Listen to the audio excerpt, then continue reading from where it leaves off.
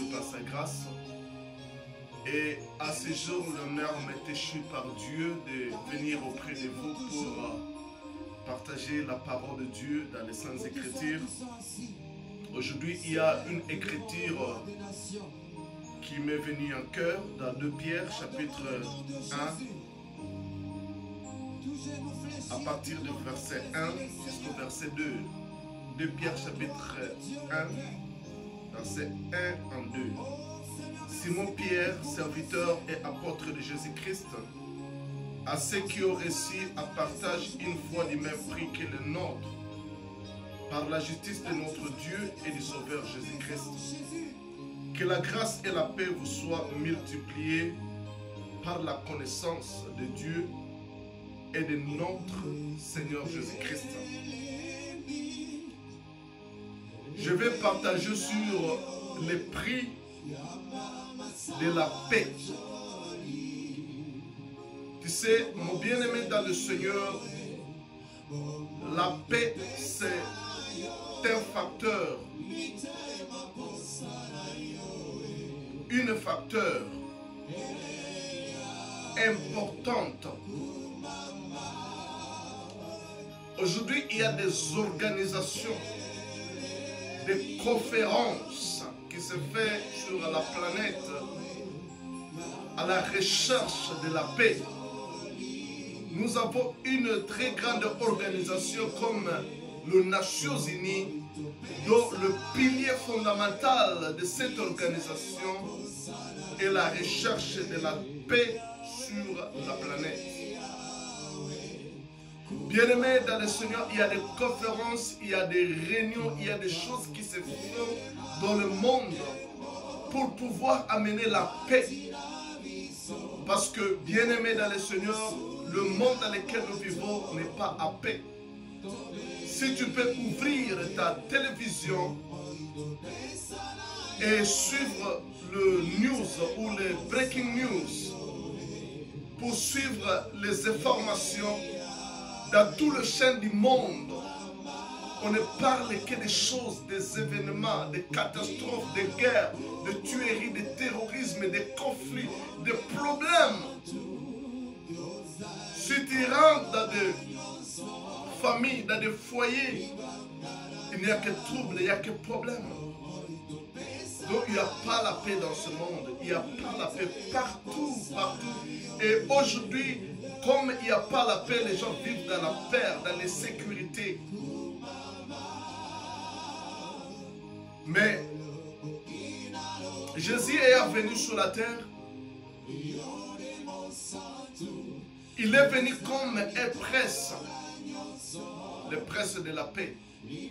Et il a dit aux disciples avant qu'ils ne partent, je vous donne ma paix, je vous laisse ma paix.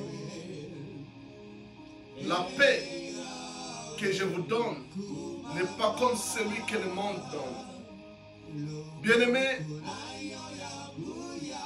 la paix que Jésus est venu apporter, il n'y a aucune organisation, il n'y a aucun endroit qui peut donner cette paix. J'étais chez moi en République démocratique du Congo. Il n'y avait pas la paix. Il y avait des tueries, des viols, de tout genre, beaucoup de choses qu'on ne peut pas même citer. Je suis allé vivre à Nairobi. Il n'y avait pas la paix. Ce n'était que trouble. Ce n'était que des choses terribles. J'ai quitté Nairobi, Londres, les États-Unis. Mais même ici aux États-Unis, il n'y a pas la paix. Que personne ne te trompe. S'il y a des gens qui vivent dans l'insécurité ici aux États-Unis, peut-être que c'est une autre forme de sécurité. Peut-être que ça ne ressemble pas à ce que nous avons là-bas à la République démocratique du Congo, au Kenya. Mais il y a aussi la sécurité.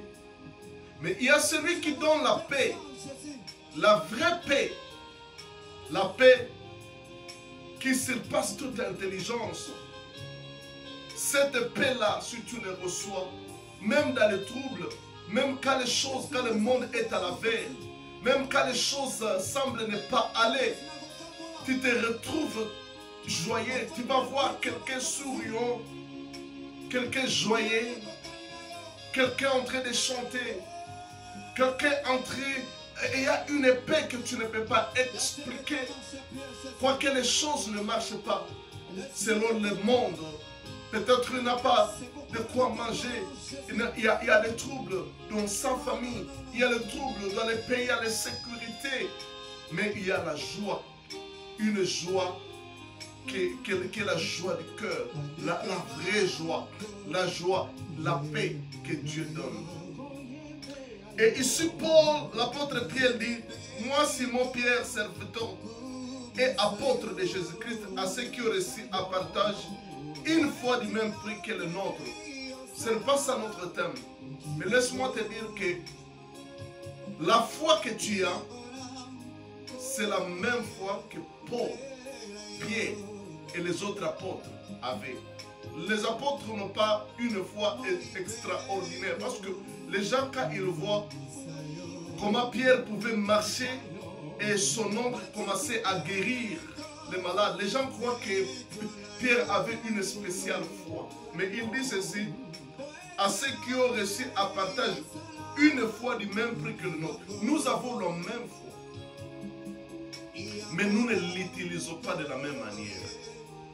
Mais la Bible dit que dans Romains chapitre 12, qu'à chacun, une mesure de la foi lui a été accordée. Lorsque nous avons reçu l'évangile, cet évangile nous a communiqué la foi. Et cette foi, c'est la même foi que Pierre avait, c'est la même foi que Paul avait, c'est la même foi que les apôtres avaient. Si les apôtres guérissaient des malades, ressuscitaient les morts et faisaient des grands miracles, ils n'avaient pas la foi spéciale. Ils avaient la même foi que toi tu as si tu es né de nouveau. Mais la chose qu'ils savaient, ils savaient comment utiliser la foi qu'ils avaient. Tu peux avoir une voiture, mais tu ne sais pas la conduire. Et tu ne peux pas bénéficier de tout le bénéfice d'avoir une voiture. Tu peux en avoir. Je me souviens quand je suis arrivé aux États-Unis, j'avais acheté une voiture quand je n'avais pas encore reçu le permis de conduire des États-Unis. J'avais mon permis de conduire du Kenya. Et je ne pouvais pas conduire aux États-Unis parce qu'ici, il y a l'ordre, il y a la justice, ils sont stricts. J'avais la voiture, bien sûr, mais il a fallu que je passe par une auto-école pour être confirmé et avoir mon permis de conduire, mon driving license. Mais j'admirais ma voiture. C'était une voiture marquée. Quelle marque? Andura. Acura. J'admirais la voiture, mais je ne pouvais pas la conduire. C'était là. Et pendant ce temps, c'était à l'hiver. Je pouvais aller sous les neiges. Ça faisait tellement froid. Mais je roulais dans des... J'allais à l'autobus, à l'arrêt des bus pour prendre les bus. Quoique j'avais une voiture qui pouvait m'amener au travail. C'est-à-dire, j'avais la chose, mais je ne pouvais pas en bénéficier parce qu'il y avait des choses qui ne me permettaient pas de l'utiliser. Alors, bien aimé, tu as la foi. La foi pour ressusciter la mort. La foi pour guérir les malades. La foi pour faire de grandes choses. La même foi qu'avaient les apôtres de Jésus, tu l'as aussi. Mais pourquoi tu n'arrives pas, pourquoi ça n'arrive pas à être manifeste dans ta vie? C'est parce que tu ne l'utilises pas comme les gens déjà disent l'utiliser. Et ceux qui ont compris, ils sont en train de l'utiliser et ils sont en train de voir des miracles. Moi aussi, je suis dans l'école de la foi. Apprendre comment utiliser ma foi. Et jusque-là, dans la portion de la connaissance que j'ai d'utiliser ma foi, je suis en train de voir les choses que je peux témoigner vraiment sur de grandes choses. Ce sont des choses grandes et redoutables que Dieu est en train de faire dans ma vie au travers de l'application de la foi. Parce que la foi nous permet de prendre ce qui nous appartient. Parce que Dieu nous a tout donné au travers Christ. Il a tout accompli et il nous a tout donné au travers Christ. La bénédiction, la prospérité, la bonne santé, le matériel et tout ce dont nous pouvons en avoir besoin. Il pourvoit à tous nos besoins, mais bien aimé, pour accéder, pour bénéficier de toutes ces bonnes choses que Dieu a déjà rendues disponibles, c'est au moyen de la foi. La part de Dieu, c'était sa grâce. Au travers de sa grâce, il a rendu toutes choses disponibles pour nous. Mais pour que nous puissions en bénéficier, c'est au travers l'application de la foi, savoir utiliser sa foi. C'est très très important. Si tu vas dans mes vidéos, mes anciennes vidéos de l'année 2019, de l'année 2018, tu trouveras que je parlais beaucoup sur comment utiliser la foi. Alors, bien-aimés dans le Seigneur, il dit à ceux qui ont reçu à partage une foi du même prix que le nôtre par la justice de notre Dieu. Si nous avons reçu la foi, ce n'est pas parce que nous avons prié pour que nous puissions avoir la foi. Il dit c'est par la justice de Dieu que cela nous a été donné. Donc ici, ce n'est pas parce que, ce n'est pas par ma justice, parce que je suis juste, je sais, j'ai fait de bonnes choses, j'ai pratiqué de bonnes œuvres pour avoir la foi, ou pour avoir ça parce que j'ai prié, je suis allé à la montagne pour que Dieu augmente ma foi. Non, c'est par la justice de Dieu que cette foi nous a été communiquée. Et la Bible dit que la grâce et la paix vous soient données, vous soient multipliées par la grâce de Dieu et de notre Seigneur Jésus-Christ. Que la grâce sur la faveur imméritée. La grâce, c'est la faveur. Il dit que la faveur et la paix vous soient multipliées. La grâce, tu l'as déjà. Tu as été gracié. Tu as la grâce de Dieu. Tu as la faveur de Dieu. Mais cette grâce doit être multipliée. Cette grâce doit se multiplier. Cette grâce doit grandir. À cette faveur où tu vas, où les choses vont. Donc, où toutes choses marchent pour toi. Donc tu arrives partout, tu as la faveur. Si c'est au travail, si tu es dans le commerce, dans chaque chose, dans chaque domaine de ta vie, tu dois avoir la faveur. La faveur devant ton patron, la faveur devant tes clients, la faveur des gens dans ton business, la faveur dans tout ce que tu fais. Mais il dit que cette faveur, pour que cela te soit multiplié, c'est par la connaissance de Dieu et de Jésus-Christ, notre Sauveur.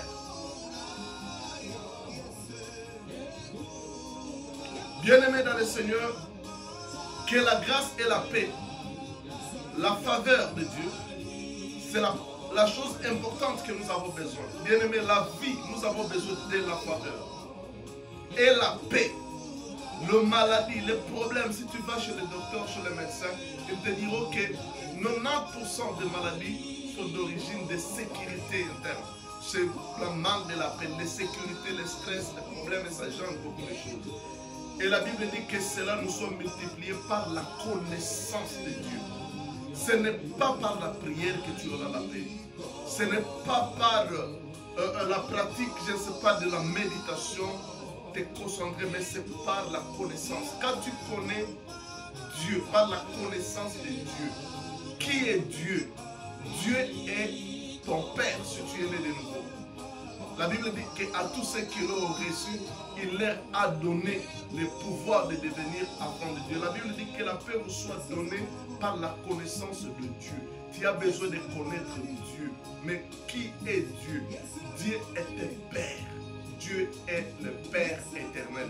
Dieu est un Père pour toi. La connaissance que tu as besoin de connaître de Dieu, ce n'est pas une créature, un être spirituel dont tu as peur d'approcher. Mais bien-aimé, pour que la paix te soit donnée, pour que la faveur te soit multipliée, c'est par la connaissance de Dieu. Dieu comme Père.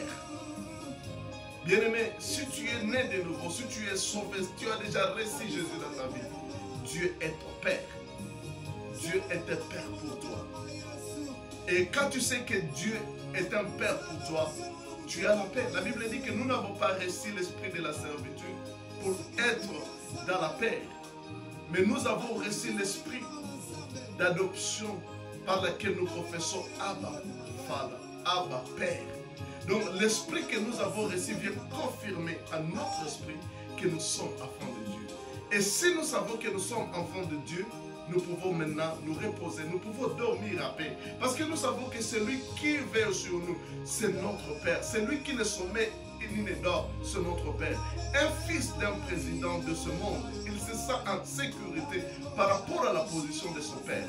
Parce que si tu vas chez un président comme Trump, ses enfants sont en sécurité parce qu'ils savent que l'armée, la police des États-Unis, il y a toute une équipe de sécurité autour de sa famille, autour de ses enfants. Il peut être en sécurité parce qu'il connaît de qui il est fils.